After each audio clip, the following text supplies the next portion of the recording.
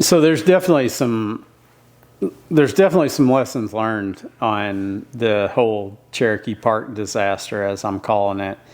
One is I shouldn't have lost time trying to fashion my race belt into a noose. That was just not productive. It wasn't working, and I just needed to keep going, and I did, but yeah, that was lost time.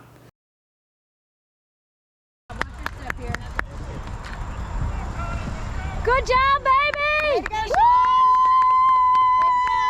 Watch your step here. Okay, I'll see you later. Woo! Baby, you are having a day. How you feel? I don't know, it's pretty hilly. We're gonna find out. You look great. Hit my bike split, but Yeah, you did. Sorry.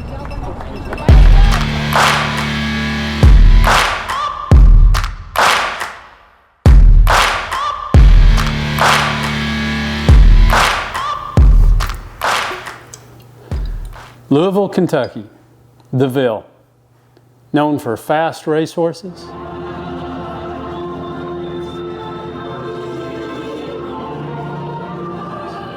and delicious bourbon. And now, again in 2024, Ironman's back.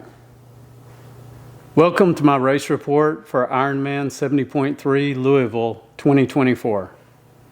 Thanks for watching. Let's get into it. We got into Louisville a couple of days early, and that was a really good plan. We checked in for the race on Friday, did the bike check-in and an athlete briefing on Saturday.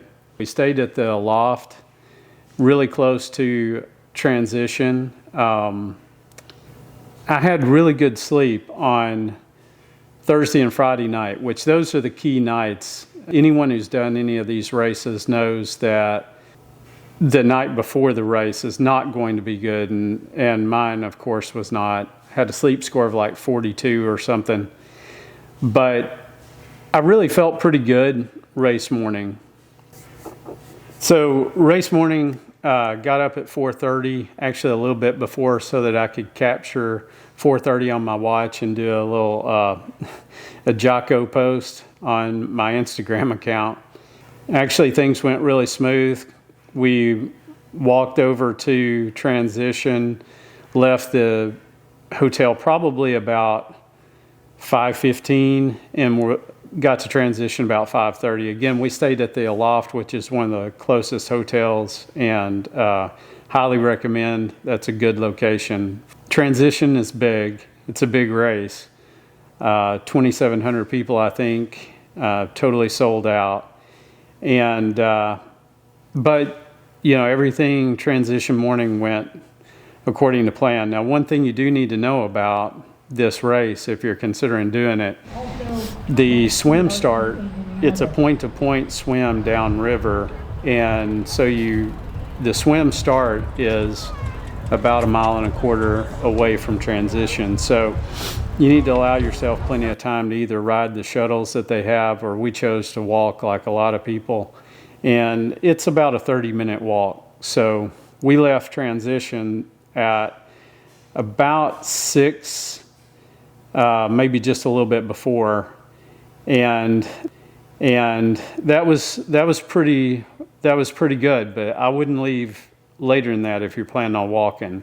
We got to the start line area probably about 6:30 and immediately got in line at a porta potty, and the lines were pretty long for those, so you need to allow plenty of time.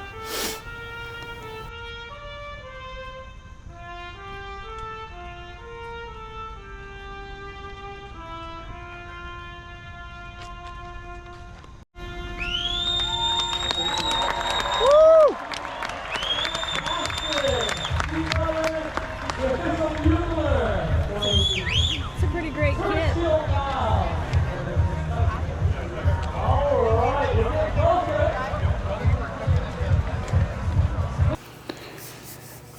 Just a quick word about the corrals for the swim start. You know, it's a rolling swim start, And so they have a corral set up, and you're supposed to self-seed according to what you think your swim time is going to be. And the corrals were so crowded by the time that we got to the corrals, there really wasn't any choice. You just ended up where you wound up, and I wound up a little bit farther back in the group than I had intended. And that did impact me a little bit on the swim because I was continuously having to pass people or swim around over people. And it wasn't a bad swim. I actually had a good swim. But I would tell you that when we rolled up to the corrals at like 10 till 7, I bet there had been people there for 30 minutes already, and they were jam-packed all the way back to like the 46-minute time slot. So if you want to get one of those front positions in the corral, you need to get there a lot earlier than we did.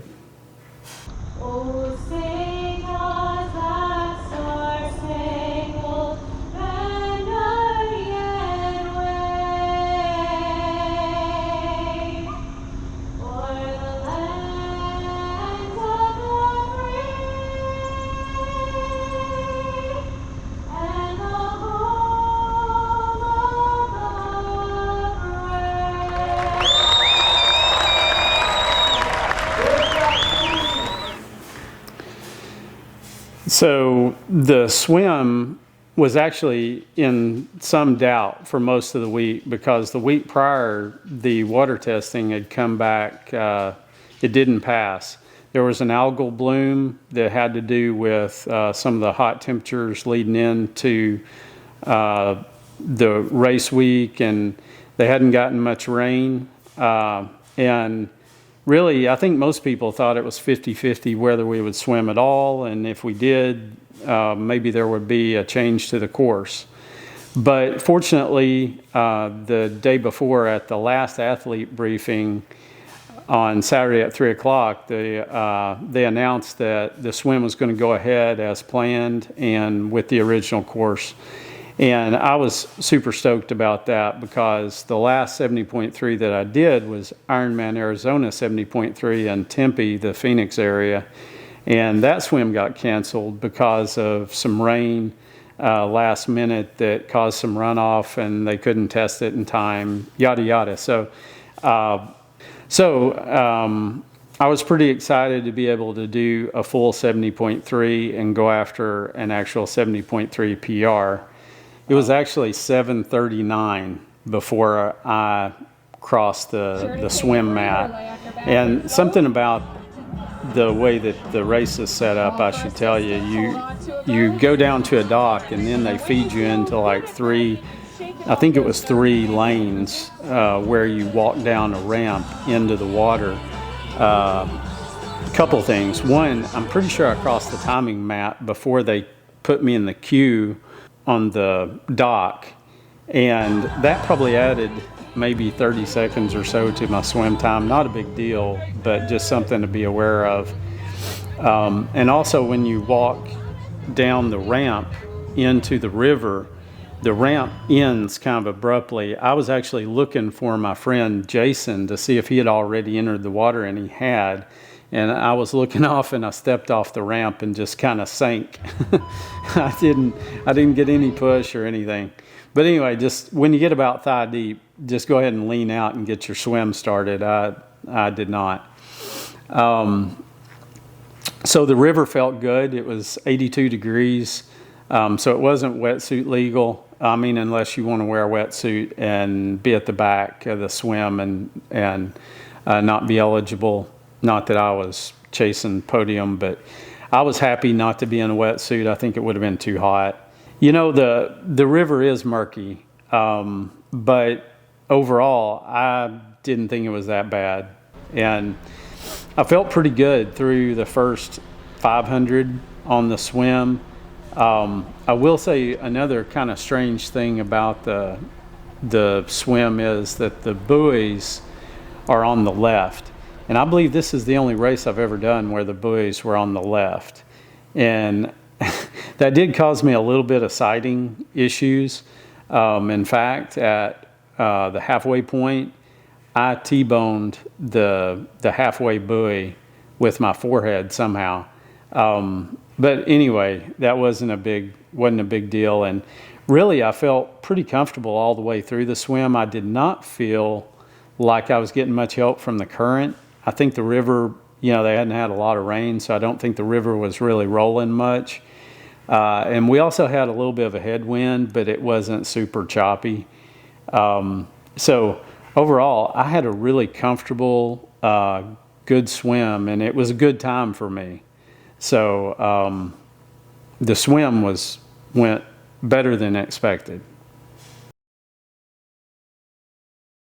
Woo! Great swim, Shawnee! Good job! Woo!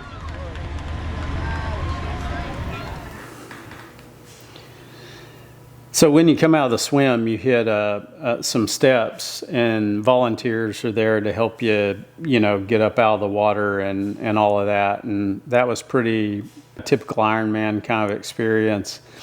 Then you head up into the Great Lawn there for your transition. And I will say the transitions are pretty long in this race. A couple of reasons. One, obviously because there's so many people, transition has to be large. But even in spite of that, the way they route the transitions and really where the bike start and the swim finish is, it just makes for a long transition. And I made it even longer because I hit a porta potty on the way in from the swim. My T1 was a little bit long, but not terrible. And actually felt really good heading out on the bike.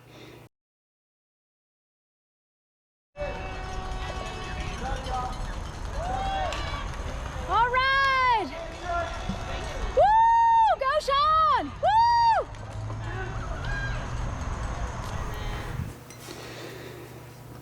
So the bike course is described as rolling on their website. There are some rolling hills, and I'll talk a little bit more about the hilly part of the bike course in a minute. But one thing I will tell you, because of the way the bike course is laid out, the first part of the bike course is pretty flat, and the last part of the bike course is pretty flat because the bike course is a lollipop essentially.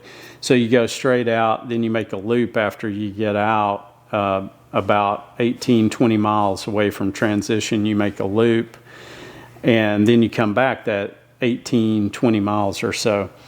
And what I will tell you is I think it's a smart plan to try to make some time up on the way out. We had a tailwind, so that was part of my thinking, but I really tried to put the hammer down on the way out and bank some time, because I really wasn't sure what my legs were going to do. I don't ride outside much at all, and I don't have any hills to ride in Florida. So, I wanted to make sure I banked time on the way out, and I did. I had a really good first 20 miles of the bike. Once you get about 20 miles in the bike is where you really start to hit some of the hills. There are some rollers, I would describe them as, where you can use your momentum to help you over. But there were some decent hills, and I chose to stay in the big ring the whole time. That may have been a mistake, but that meant I was getting out of the saddle some on some of these. But overall, the roads were good. The support was good. The course wasn't super crowded. I mean, in some parts it was a little bit of a draft fest and you had to work your way through. I really enjoyed the bike. It was scenic. And another thing that made it really enjoyable is we got super lucky with the weather. It was cool and cloudy for the bike. I'm talking like 70, probably 78 degrees and cloudy, and the rain stayed away, but it was pretty, just super nice conditions. So making our way back, we made the loop and then turning back on to kind of that stretch where you head back into Louisville. It was kind of downhill, but there was a little bit of a headwind. I still made really good time on, say, the first 10, maybe even 15 miles of that leg coming back towards transition. The last 5 miles were a little tough, and I don't think it was all just fatigue on my part. What the problem is that, and you notice this some coming out of transition, but because you're just out of the swim, I didn't pay that much attention to it, and I had a tailwind too. That section of road right there on River Road close to the transition is the worst road that you'll ride all day. And unfortunately, that's the last section of road you'll ride when you're coming back in. And I had trouble on the last 2 or 3 miles maintaining speed. I think that was maybe my worst bike split of the day. I got back in to T2. I felt pretty good. I knew I had put some fatigue into my legs, but I did hit my bike split. I crushed my bike PR for a 70.3, even including the 69.1 that I did in Tempe approximately 2 years earlier. So felt really good about the bike, and but my legs were not springy coming off the bike for sure. So I knew that I had a tough run ahead of me, but I really had no idea how hard it was going to be.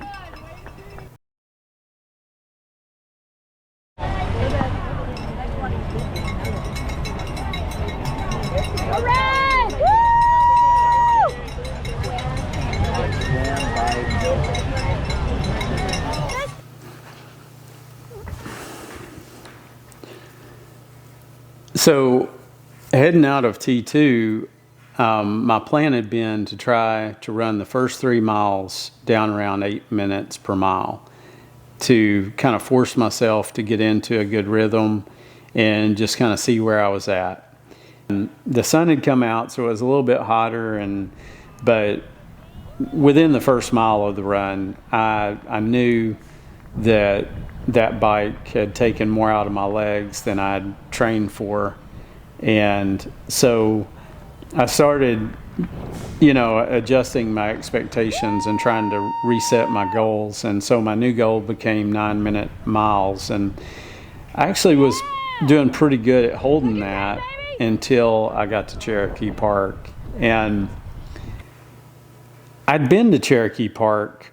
We had driven through it with our friends Larry and Ann back when we were in town in Louisville for the Derby. And I remembered it being hilly, but really shady, and you just don't pay that close attention when you're just driving through somewhere. I just had no idea what I was in for. And so we got to the first hill, and it was a fairly long and maybe a 5 or 6% grade kind of climb. And I ran the whole thing at a relatively what felt like a pretty good pace. And then I tried to, kind of hammer the downhill off of it, thinking, okay, this is probably one of 2 or 3 of these. But here's the thing. That was the first of what I counted, and I don't know if I lost count, but I counted 7 significant climbs for me, significant. So here's the thing. What the run in Cherokee Park turned into was basically a hill workout, because as soon as you topped one, you were hammering a downhill, which, as my brother-in-law and I were talking about, and he had a good insight on this, you have to train yourself to run downhill also. So you're running fairly significant uphill, and then you're trying to bomb the downhill. So the uphills are killing your hamstrings, and the downhills are hammering your quads. And so after 3 of these repeats, I was just torched. My hamstrings were tightening up, and I got that alarm went off where it's like, hey, if you don't change what you're doing, you're going to maybe jeopardize or really turn this into a death march. And so I changed strategies, and I would run about the first third of the next, hills, and then walk the hard part, and then start running again just before getting over the top, and then run the downhill. But it really brought in a lot of walking, because the hills towards the back end of the Cherokee Park course were even longer. So my run goal just flew right out the window with all the walking I did up those hills in Cherokee Park. And the load that it put into my legs, when I came out of Cherokee Park, even though the rest of the course was pretty decent, it had a little bit up and down, but not bad, I just didn't have anything left. I couldn't push. And so what I'd hoped to be like a half marathon time down well under 2 hours, that was long gone. Woo! You're doing great, baby! Woo! Cherokee Park. Oh, I heard it. For real. That's what I heard. You're killing it. Excuse me. Hey, Woo! Okay, I'll see you at the finish. Okay. Larry and Horse Dog are already there. There. Woo! Woo! Yeah! Go, Shorty, go! Woo!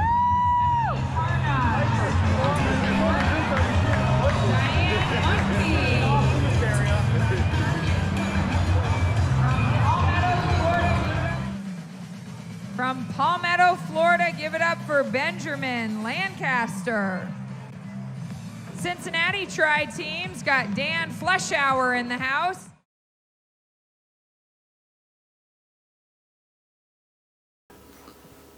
So one of the great things about this race for me personally was that I got to toe the line with some friends who were doing their first 70.3s. And Jason and Nick, congrats. It was a lot of fun for me to get to be there for your first one, and you guys did great. Joanne Bennett, part of the East End Tri-Team, is happy to be here. Nick Gamashi, way to go, Nick. Remember, you got finisher picks. You got to give us that. Elizabeth Coro, Jason Keene.